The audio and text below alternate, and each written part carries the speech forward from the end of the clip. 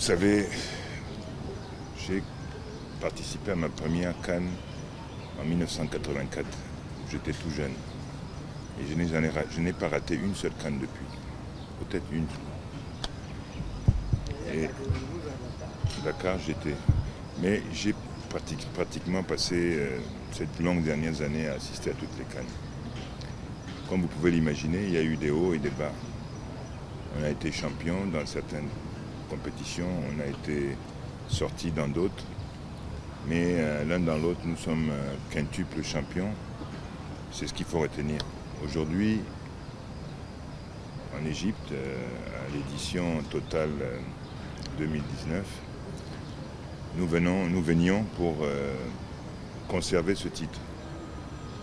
Et malheureusement, ça n'a pas été le cas. Mais c'est des choses qui arrivent. Le vice-champion est sorti, le Maroc favori est sorti, la RDC outsider aussi est sortie. Bon, c'est des choses qui arrivent dans le football.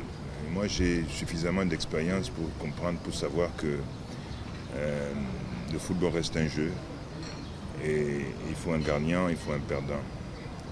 Le détenteur du titre, rares sont les fois où il a pu le conserver. Mais évidemment, je vous l'accorde, sortir prématurément, c'est quand même toujours aussi difficile à digérer pour une équipe qui avait l'objectif d'atteindre au moins les demi-finales. Donc, bien sûr, on est déçus, on est tous déçus. Je suis déçu pour nos joueurs. Je suis déçu pour les Camerounais, à qui ils ont donné beaucoup de joie. Et je voudrais d'abord, avant toute chose, réitérer le réconfort que je leur ai déjà adressé après cette sortie prématurée. Ils ont donné une belle image quand même parce qu'il faut reconnaître que ils avaient un jeu séduisant. Tout le monde s'accorde à dire que Cameroun-Nigeria restera certainement le meilleur match de cette compétition. Ça voudrait dire que la qualité y était de deux côtés, surtout du côté camerounais, parce que tout le monde s'accorde aussi à dire que le Cameroun ne méritait pas de perdre parce qu'elle a montré du jeu. Donc ça renforce encore ces regrets que nous avons, mais ça fait partie du jeu. Vous avez vu, il y a un phénomène que personne n'a observé. Nous marquons 2 buts en 3 minutes. C'est Dieu qui a voulu. Et à la deuxième mi-temps, on encaisse 2 buts en 3 minutes. Ça, c'est le destin, c'est comme ça, c'est écrit. C'est comme ça, je viens d'échanger avec mon collègue du Nigeria là-dessus. Il m'a dit, vous savez, ça, c'est le bon Dieu, parce que c'est des choses qui arrivent. Et c'est pour ça qu'on aime ce sport, le football, qui est un sport magnifique, qui vous donne des sensations exceptionnelles et qui vous donne envie d'aimer ce sport. Et moi, je l'aime pour ça, pour toutes les sensations qu'il procure. Des joies, des déceptions, ça fait partie du jeu, il faut faire avec. Et moi, je suis conscient de ça. Mais en tant que responsable, je ne peux pas m'en tenir là, comme vous pouvez l'imaginer.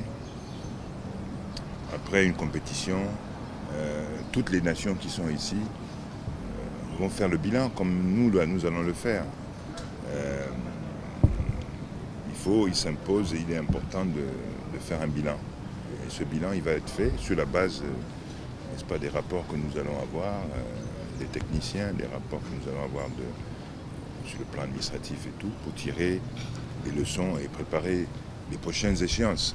Et quand je parle d'échéances, vous imaginez bien que celles qui viennent nous concernent personnellement, enfin le pays tout entier, la FECAFOOT, le ministère des Sports et de l'Éducation physique, l'État tout entier, prépare ces 2 grands événements que sont le CHAN et la Coupe d'Afrique des Nations Total 2021.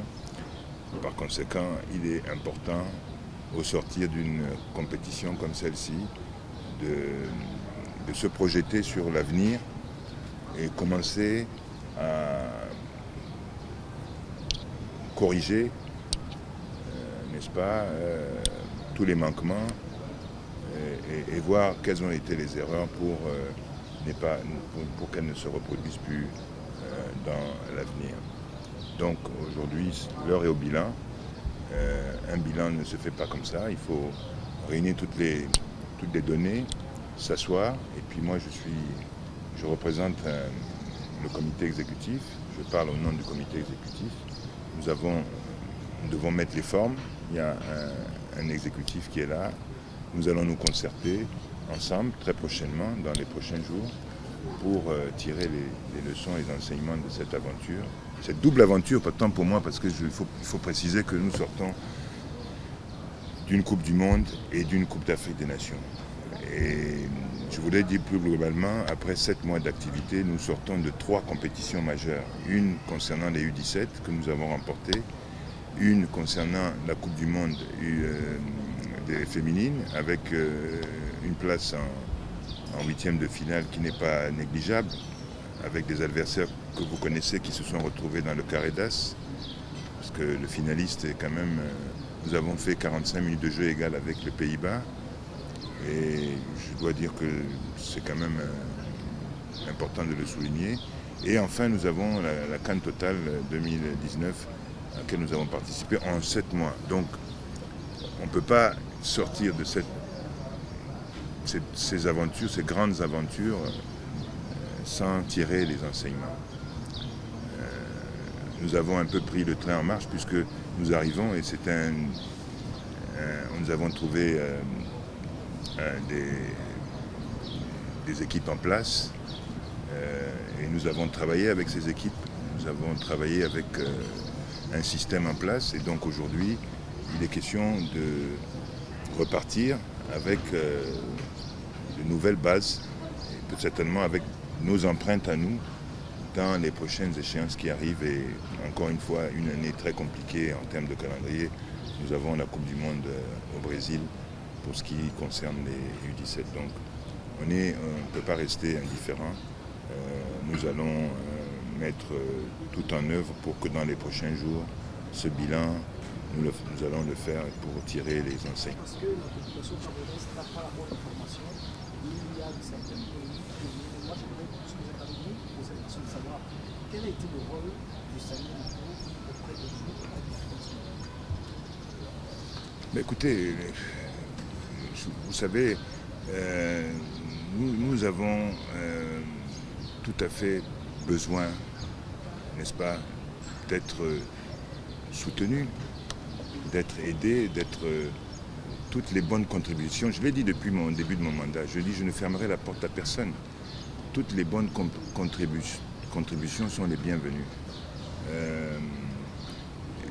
Il y en a qui sont dans... Il y a des contributions qui se font dans l'ombre et d'autres qui se font au vu au-dessus de tout le monde, mais chacun a sa personnalité. Et puis moi je dis simplement que pourquoi voulez-vous que je refuse la main tendue d'un tel ou d'un qui fut-il ancien joueur ou pas ancien joueur.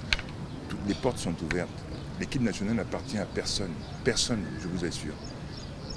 L'équipe nationale du Cameroun, des Lions indomptables, appartient à la nation camerounaise. C'est pour ça que l'État met les moyens et c'est pour ça que nous nous battons en tant que techniciens, organes techniques, à apporter toute la contribution qu'on doit apporter pour qu'on aille de l'avant. Pourquoi voulez-vous fermer les portes? Tout Camerounais, quel qu'il soit, a le droit de venir s'approcher de la fédération et dire je peux apporter cette contribution, je peux faire ceci, je peux faire cela. Ça peut être sur le plan psychologique, ça peut être sur le plan matériel, ça peut être... Pourquoi voulez-vous que je ferme les portes? C'est même, comment je dirais, très louable pour ces personnes-là. Ça montrait leur patriotisme, l'amour pour leur pays. Et je dois dire que de ce côté-là, moi, c'est un débat qui me laisse vraiment totalement indifférent parce que je trouve ça naturel. Il y a plein de gens qui nous donnent des conseils, des contributions. Moi, des fois, je suis coincé dans certains domaines, j'appelle telle personne. Mais vous, ces gens-là, vous ne les connaissez pas, mais ils sont là. Ils nous aident, ils travaillent. Ils ne sont peut-être pas connus, mais c'est comme ça. Mais ils apportent leur contribution. Et pour moi, ma porte est entièrement ouverte. Vous comprenez? Je peux faire appel à n'importe quel ancien footballeur. Moi, j'ai fait venir Stéphane Tato aux côtés des Lions, parce que c'est une autre génération, parce que bon, je me suis dit, c'est quelqu'un, le capitaine emblématique de l'équipe nationale de 90. Il a des mots qui peuvent apporter un réconfort aux joueurs. C'est un symbole. Il y a d'autres symboles, il y a d'autres qui ne veulent pas être au devant de la scène, d'autres. Mais c'est comme ça, c'est tout à fait normal. Mon rôle, c'est d'être rassembleur. Je ne veux pas me cantonner dans un clan où je n'ai pas de clan. Il n'y a pas de clan, il n'y a pas un clan qui me manipule, il n'y a pas un clan qui fait ceci, la porte sont ouvertes. Mais seulement il y a certains qui n'osent pas venir vers moi, mais ils sont les bienvenus. Je tiens compte de tous les conseils qui me sont donnés, proposés, et pour moi c'est un faux débat. Et je peux vous dire que je ne suis pas manipulable comme vous le pensez, et je ne serai pas manipulable. Je dis simplement que j'accueille avec plaisir tous ceux qui veulent nous faire avancer, aller de l'avant. Et tous ceux qui épousent nos idées. Vous savez, quelles sont nos idées? Mes programmes sont là. Je dis, ceux qui veulent la reconstruction de notre football, ceux qui veulent la revalorisation par la revalorisation de la morale, l'éthique, etc., ils sont les bienvenus. Vous comprenez? Donc pour moi, je considère que si les gens ont la conviction que nous sommes dans la bonne voie et qu'ils veulent nous aider, ils sont les bienvenus. Pour moi, ça ne me pose aucun problème. Ok? D'accord. Donc, oui.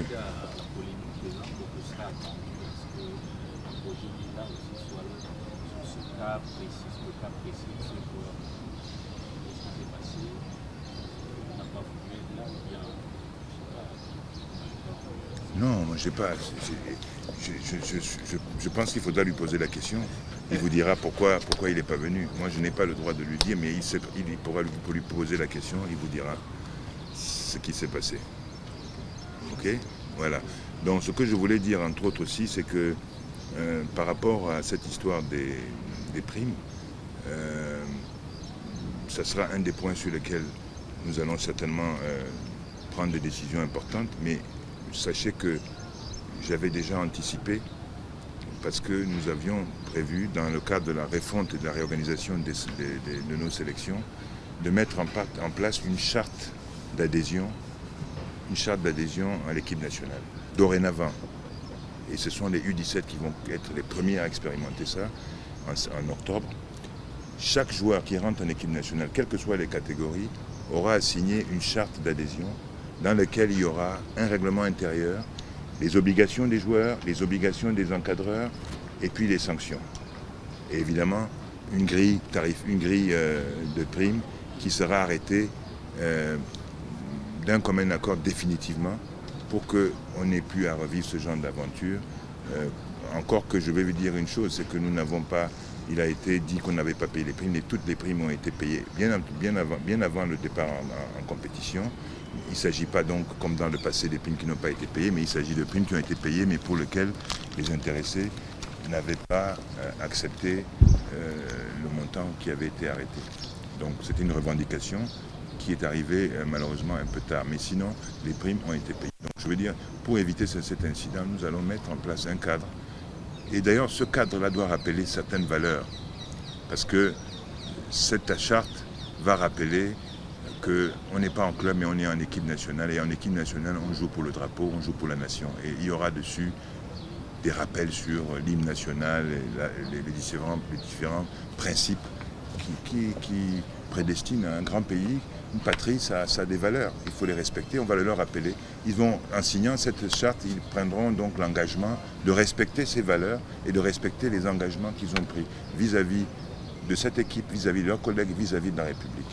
Pour moi, c'est très important et ça va être fait comme ça.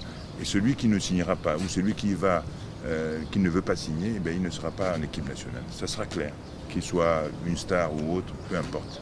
Mais nous avons, ça je peux déjà l'annoncer parce que c'était une mesure qui était en cours de finalisation, mais qu'on n'a pas pu mettre en place à cette compétition. Mais à la compétition qui vient, la prochaine, c'est-à-dire les finales des U17 en Coupe du Monde, cette charte d'adhésion sera effective. Et ça, je peux vous le garantir et je veillerai à ce qu'il y ait un suivi scrupuleux sur ce point-là. Et en termes de timing, comment cette charte, comment ça parce que c'est avec cette forme d'entente. Comment? En termes de timing, par rapport à la signature des chartes des joueurs, c'est pas comment. Non, écoutez, quand la liste des joueurs est arrêtée, les 23, avant qu'ils entrent en stage, ils signent la charte. Et ça veut dire qu'à partir de cet instant-là, ils acceptent les règles du jeu, y compris les primes qui ont été fixées. Et ils acceptent tout ce qui est prévu dans le règlement interne.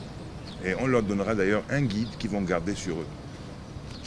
On n'a rien inventé, rassurez-vous. On a fait ça sur la base de ce qui se fait ailleurs, en Europe, un peu partout, et notamment même dans certains pays africains, le Sénégal le fait. Donc, on va aussi être raisonnable sur les primes, parce qu'il ne faut pas exagérer.